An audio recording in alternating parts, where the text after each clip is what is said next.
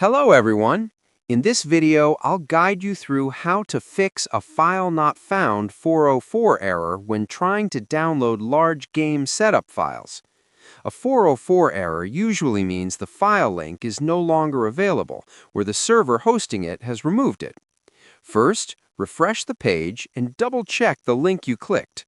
Sometimes a simple reload fixes temporary server issues.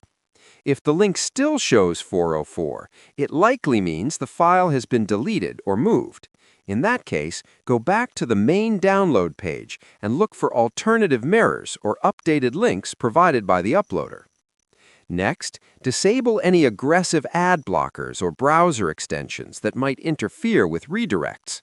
Try opening the link in a different browser or using incognito mode to rule out cache problems. Clearing your browser cache can also help resolve broken redirect errors. If the hosting server itself is down, the only solution is to wait until it's back online or use another available mirror. Avoid downloading from unknown or suspicious websites claiming to have replacement files, as they may contain malware.